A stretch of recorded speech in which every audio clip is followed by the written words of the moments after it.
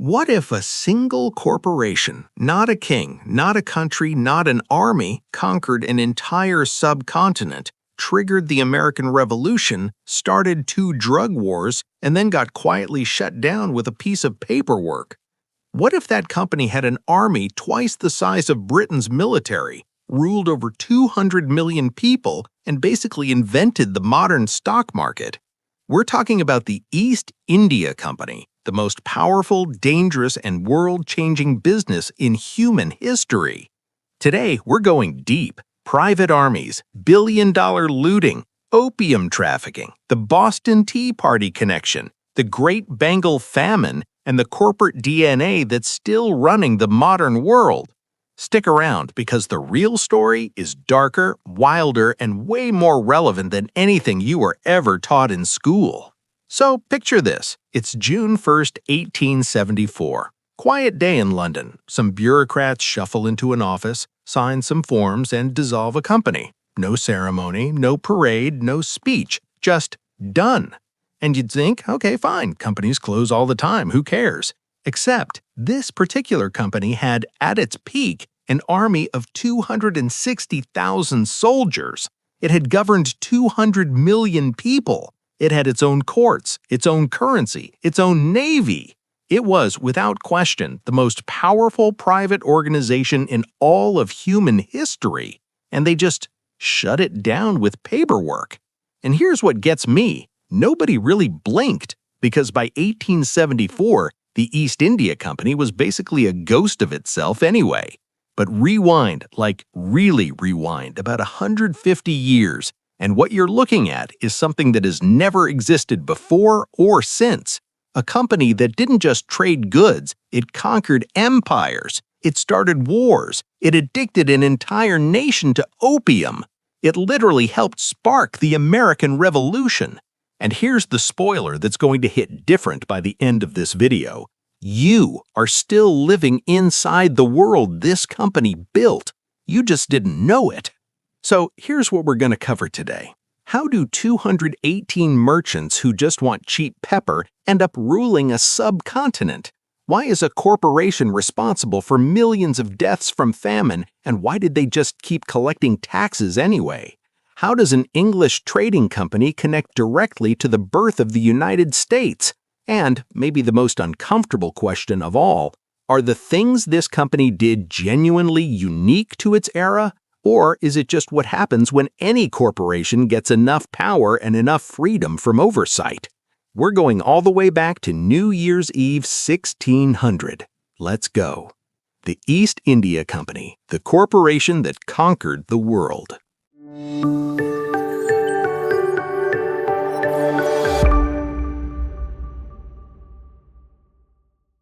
Okay, so the year is 1600, and Europe is absolutely obsessed with spices, like weirdly, unhealthily, almost comically obsessed. Pepper, nutmeg, cloves, cinnamon. These aren't just seasonings. They're basically currency. They're status symbols. If you've got a well-stocked spice rack in 1600, you are flexing on your neighbors hard. And the problem is, all of these spices come from Asia, from India, from the Spice Islands, what's now Indonesia. And getting there, it is a logistical nightmare. Dangerous routes, hostile competition, ships that just don't come back sometimes. So here's the situation for English merchants specifically. The Portuguese had dominated these Asian trade routes for nearly a century. The Dutch are aggressively muscling in, and the English, they're basically getting squeezed out of the most profitable trade in the known world. So a group of about 218 London merchants, wealthy, ambitious, and frankly, a little fed up, pool their money. They write a petition to Queen Elizabeth I. They want a royal charter giving them exclusive rights to trade east of the Cape of Good Hope. And on December 31st, New Year's Eve of all days, she signs it. The Governor and Company of Merchants of London trading into the East Indies is officially born. Now, and this genuinely is one of the most important business innovations in human history, so pay attention. The EIC wasn't structured like a regular trading venture. This was one of the world's first true joint stock companies. Before this, if a merchant wanted to fund a voyage to Asia, he needed one very rich guy to bankroll the whole thing. High risk, high reward, all on one person. What the joint stock model did was revolutionary. You sell shares. Lots of different investors each put in a smaller amount. If the ship comes back loaded with pepper, everybody profits proportionally. If it sinks, you only lose what you put in. That's it. This is literally the DNA of every stock market on the planet today.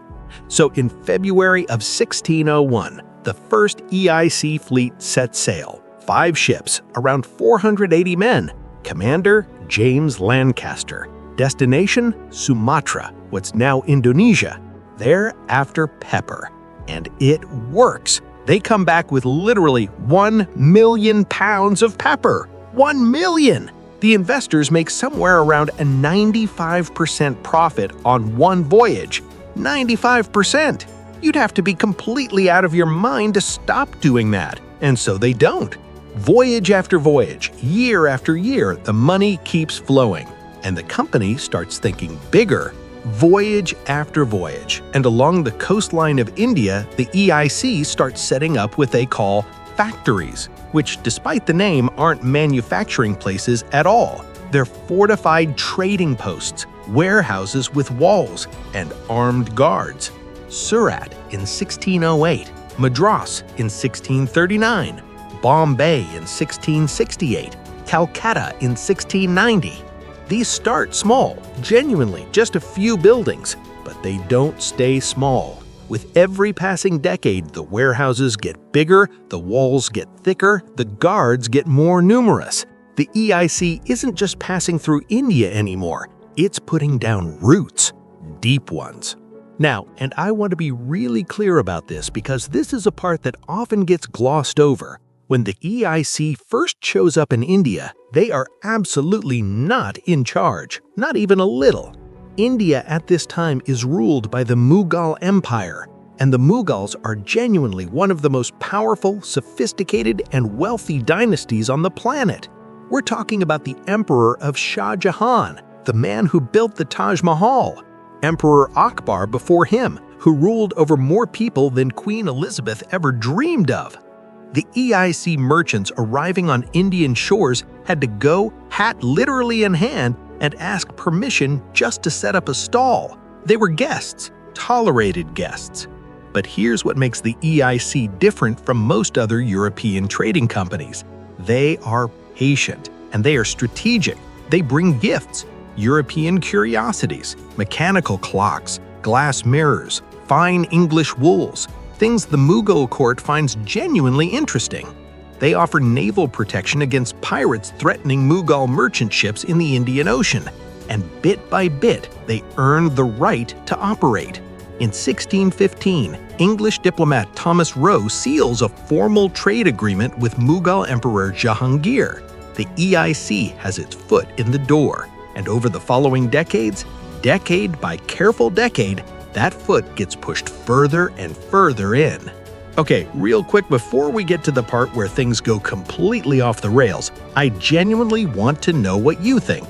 Because the question I keep coming back to is this: should a private company ever be allowed to have its own army? Like truly, could you imagine Amazon or Google fielding soldiers today? Is that insane? Or is it kind of already happening in different ways? Drop your answer in the comments right now, yes or no. And if you had to name one modern company that's giving the most East India Company energy right now, which one would it be? I'm going to be reading the comments. All right, back to it, because here's where it gets wild. Buckle up, because we just hit 1700, and from here, the story goes from successful merchant company doing pretty well to what on earth is actually happening right now. Here's the thing nobody talks about in school. The EIC did not conquer India with a master plan. There was no blueprint for empire pinned to some wall in London. It happened one conflict at a time, one bribe at a time, one opportunistic treaty at a time.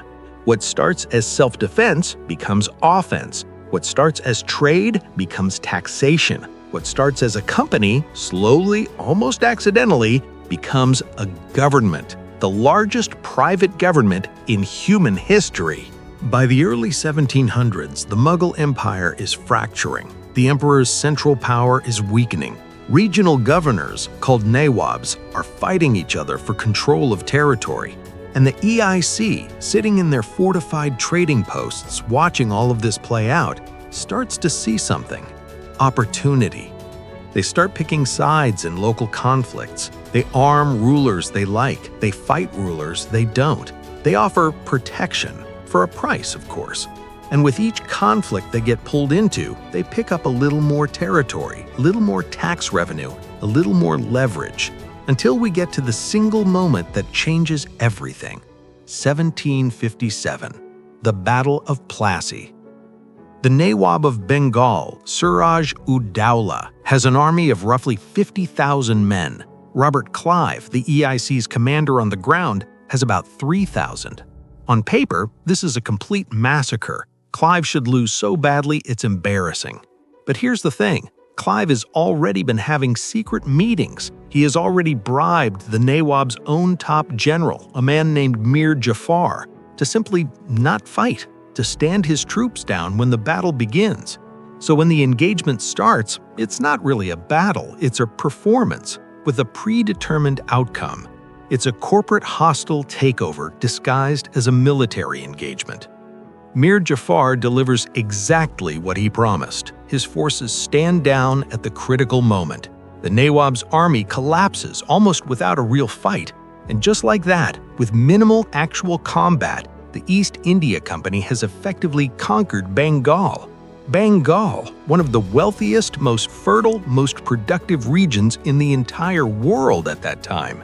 And the new Nawab, Mir Jafar, naturally, as a thank you gift to Robert Clive personally, hands over somewhere around 234,000 pounds, which historians calculate is roughly $30 to $40 million in today's money, just to him, personally, as a gift for winning a battle he had essentially prearranged. And from that point forward, the EIC becomes the actual government of Bengal. They collect taxes, they run courts, they pass laws, they decide who lives and who doesn't, in a very literal sense, as we'll get to in a minute. And the scale of this is genuinely hard to wrap your head around. By 1800, the East India Company directly controls territory with a population of roughly 200 million people. At the same time, the entire population of Great Britain was about 10 million. So this corporation, this pepper trading company that started on a single piece of signed parchment in a London office, had fielded an army twice the size of the nation's own military. It employed more soldiers than any non-governmental organization in all of human history, and it still might hold that record today. Now, I have to be real with you, because here's where the story gets genuinely dark. 1770. The Great Bengal Famine. A severe drought has devastated crops across the region. People are starving. And the EIC, which is now the tax authority of Bengal, remember, keeps collecting. They keep taxing. They keep exporting grain for profit. They prioritize their revenue streams over the lives of the people they are supposedly governing. The result is catastrophic. Historians estimate between 7 and 10 million people die. That is approximately a quarter to a third of Bengal's entire population, wiped out in roughly 2 years. And what was the company's official response to this famine that killed millions of people? They reduced the tax rate in Bengal by 1%. 1%. And look, I want to be careful here because I'm not just going for easy outrage. What this moment actually reveals is something more important and more disturbing than simple cruelty. The East India Company was structurally incapable of prioritizing human welfare over profit. It wasn't designed to. It had shareholders. It had obligations. It was optimizing for revenue. The death of millions was, to the company's accounting ledgers, simply not a variable in the equation. And that structural reality, that built-in indifference, is what makes this story relevant today. Okay, let's zoom way out, because while all of this is unfolding in India, the conquests, the famine, the taxation, the EIC is simultaneously setting in motion a chain of events on the other side of the world that will produce an entirely new country. A country that as of this moment in history hasn't been invented yet. See, by the mid-1700s, the EIC has a problem. It's sitting on a colossal surplus of tea, like embarrassingly too much tea, warehouses overflowing in London. And across in Britain's American colonies, people are drinking plenty of tea, but they're buying it from smugglers, not from the EIC. Something has to give. So Parliament passes the Tea Act of 1773, and the logic seems clever at first. They actually make EIC tea cheaper in the colonies. Sounds good, right? Except the catch is, the law cuts out all the local American tea merchants entirely. The EIC gets an exclusive direct monopoly. Colonial merchants are absolutely furious. And critically, this isn't just about taxes. This is about a corporation being handed by government the exclusive right to undercut them out of existence. And on December 16, 1773, a group of colonists boards 3 East India Company ships in Boston Harbor and throws 342 chests of East India Company tea into the water, the Boston Tea Party. That tea belonged to the East India Company. Britain's response to the Tea Party is swift and harsh. They close Boston Harbor. They pass the Coercive Acts. Colonists called them the Intolerable Acts, which, fair. Tensions that had been building for years finally boil completely over. And within 2 years, the shots heard round the world at Lexington and Concord start the Revolutionary War. Now, historians are careful to note there were many factors, and that's true. But in a very real, very traceable, documented historical chain of events, the East India Company's government-backed tea monopoly is one of the direct triggers of the American Revolution. One company's tea surplus is literally one thread in the origin story of the United States of America. All right, let's talk about opium, because this might be genuinely the most audacious and disturbing business pivot in all of corporate history. Here's the problem the EIC faces by the late 1700s. They desperately want Chinese goods, tea, silk, porcelain, the stuff European markets are absolutely obsessed with. But China doesn't particularly want much from Britain in return. So the EIC keeps having to pay for Chinese goods in silver, hard currency, and Britain is hemorrhaging silver. The trade deficit is a serious national problem. So the EIC's finance people sit down and think, and they come up with a solution, one that is absolutely breathtaking in its cynicism. The plan? Grow opium in Bengal, India, where the EIC controls the cultivation monopoly with an iron grip, smuggle it into China through private traders, get Chinese consumers addicted to opium, then trade the opium profits back for tea. It's a vertically integrated drug trafficking operation run by a publicly traded company, and it works horrifyingly well. By 1838, historians estimate somewhere around 2 million Chinese people were addicted to opium, the majority of which flowed through East India Company supply chains. 2 million people addicted to a drug as a line item in a corporate profit and loss statement. When China's Imperial Commissioner Lin Zexiu tries to stop the trade and orders the confiscation and destruction of 20,000 chests of EIC opium in 1839, Britain's response is to go to war twice. The First Opium War, 1839 to 1842, the Second Opium War, 1856 to 1860. Britain literally fought military wars to protect its drug trafficking operation, and won both of them. China was forced to legalize the opium trade and cede Hong Kong to Britain. All of this, directly, historically, traceably, began with the East India Company needing to fix its T-balance sheet. Let that one marinate. Let's look at numbers for a second, because the scale of wealth the EIC extracted from India is genuinely staggering to look at directly. Economist Utsa Patnaik, in a study published through Columbia University Press, calculated that Britain extracted approximately $45 trillion from India over the full colonial period, with a T, 45 trillion. Now that covers the full Raj era, not just the EIC alone, but the EIC's systematic extraction through taxation, monopoly control, and forced trade laid the entire structural foundation for that wealth transfer. For context, the entire US GDP today is about $28 trillion a year. We are talking about wealth extraction on a scale that defies comfortable comprehension. By the early 1800s, the EIC is starting to show serious cracks. It's fighting wars constantly in India, in China, in Southeast Asia, and all those wars cost money, a lot of money. By 1772, the company is actually in genuine financial trouble and goes to Parliament for a bailout, which it gets. But the price of that bailout is increasing government oversight. Then the 1773 Regulating Act, the 1784 India Act, the 1813 Charter Act strips their India trade monopoly, the 1833 China Monopoly Act.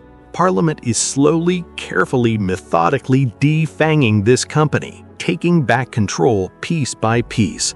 A corporation that once seemed unstoppable is being reined in, one act of legislation at a time. And part of what's driving Parliament's concern is watching what happens to the men who get personally rich through the EIC, the so-called nabobs, a corruption of the word nawab, ironically. Men who go out to India middle class and come back obscenely, almost embarrassingly wealthy. Men like Robert Clive, who personally accumulated the equivalent of tens of millions in modern money through bribes, gifts, and exploitation. When Parliament investigates Clive in 1773, he famously tells the committee, paraphrasing slightly, that given everything he had access to in Bengal, he was astonished at his moderation. He was ultimately acquitted, but the stain on the company was permanent and very public. Then comes 1857, the event that finally ends the EIC as a governing power, the Indian Rebellion, sometimes called the Sepoy Mutiny, though that phrase dramatically underplays the scale and complexity of what actually happened. It begins with a rumor that the new Enfield rifle cartridges being issued to Indian sepoy soldiers are greased with pig and cow fat, offensive to both Muslim and Hindu soldiers' religious law. Whether it's completely accurate doesn't ultimately matter. The trust between the EIC and its own Indian soldiers is already thoroughly broken. The spark catches. The rebellion spreads across northern and central India. Delhi falls to the rebels. It becomes the largest anti-colonial uprising India had ever seen. The British government crushes the rebellion with considerable, well-documented brutality. And then they turn to the EIC and basically say, "All right, you had your run. It's over." The Government of India Act, passed August 2, 1858, transfers all EIC territories, all its assets, and its entire army directly to the British Crown. The company's armies are absorbed into the British Army. Its navy is disbanded. A new Secretary of State for India is appointed, responsible directly to Parliament. And in 1877, Queen Victoria is proclaimed Empress of India. The East India Company's 258-year run as a governing power is over. One act of Parliament. Done. And so finally, we're back exactly where we started, June 1st, 1874. A quiet day in London. The last remaining shareholders of the East India Company are paid their final dividends, the offices are closed, the remaining paperwork is filed. A company that was founded by 218 merchants on New Year's Eve of 1600 because they wanted cheaper pepper ceases to exist on a summer Wednesday afternoon, 274 years later. No fanfare, no ceremony, no parade, just a signature on a piece of paper. The most powerful private organization in human history, gone with the scratch of a quill. So, what's the actual legacy of all of this? And this genuinely is a question historians still actively argue about, so let's give it both sides, honestly. On the constructive side, the EIC connected the world. It standardized long-distance trade routes that are still in use today. The railroad network that the company began building in India in the 1850s is still the backbone of Indian rail infrastructure. It funded significant botanical and geographic expeditions, botanical surveys whose records are still scientifically referenced. The administrative and legal frameworks it established, messy, exploitive, but real, became the foundation of modern governmental institutions in India, Pakistan, and Bangladesh. On the other side of that ledger, and this side is heavier, the economic devastation was staggering and long-lasting in a way that's hard to overstate. Here's a number that genuinely stops me cold. In 1700, India accounted for roughly 25% of total global economic output, the world's largest economy essentially. By the time the British left in 1947, after the EIC era and the full Raj period combined, India's share of global GDP had collapsed to under 4%. A country that had been one of the world's premier manufacturing and trading civilizations, particularly famous for its textile industry, the finest cotton fabrics in the world, had been systematically deindustrialized. The spinning wheels were literally broken and replaced with British cloth imports. That destruction didn't happen by accident. And here is the question I keep coming back to, the one I find genuinely unsettling.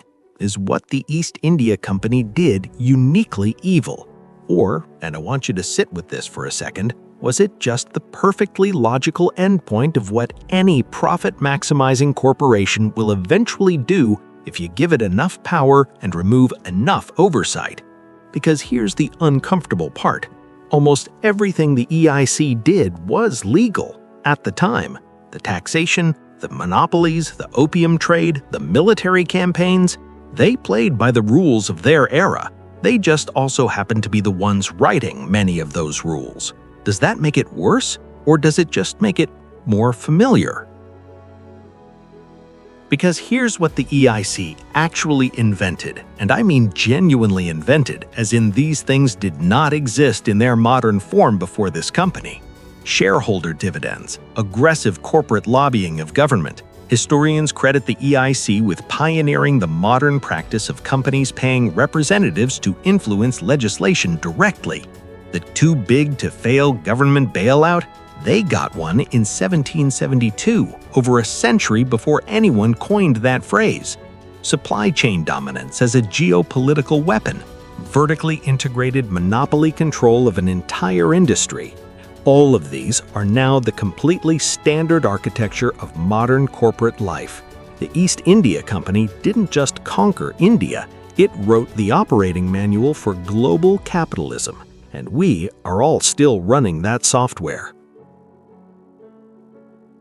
So, let's land this.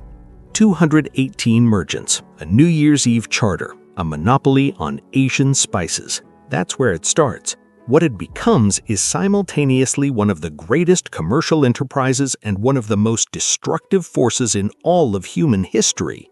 It connected continents, it invented financial instruments that still drive the global economy, it built infrastructure that's still in use 160 years after the company ceased to exist, and it conquered, exploited, deindustrialized, and extracted wealth from one of the world's oldest and richest civilizations on a scale that permanently reshaped the global economic order.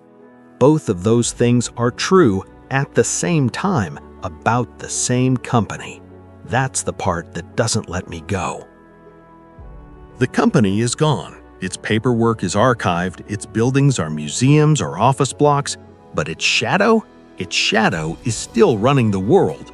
The trade routes it established are still the trade routes. The financial structures it pioneered are still the financial structures. The inequalities it engineered between nations are still in measurable, documented economic terms being felt right now, today. And the question of how much oversight a corporation deserves, that argument is still happening in parliaments, in antitrust courts, probably in your newsfeed this week. The East India Company didn't end in 1874. It just changed form. And if you want to know what happens next, what the British Raj that replaced it actually looks like up close, how India finally wins its independence, and what happens to the vast wealth that was taken, that story is coming, and trust me, it is just as wild. Okay, if you made it this far, genuinely, thank you. This is exactly the kind of history I think everybody deserves to actually know. Not the sanitized, cleaned-up version, the real version, with all of its complexity and contradiction and inconvenient relevance to right now. If this hit different for you, if you learned something, if something surprised you, if something genuinely unsettled you, hit that like button. It takes 1 second, and it helps this channel reach people who haven't found it yet. Subscribe if you're new. We do this every single week. Real history, real stories, no boring textbook energy. And drop a comment below. I want to know which modern company you think has the most East India Company DNA right now. Amazon? Apple? A defense contractor? A pharmaceutical company? Make your case. I read every single comment. I'll see you in the next one.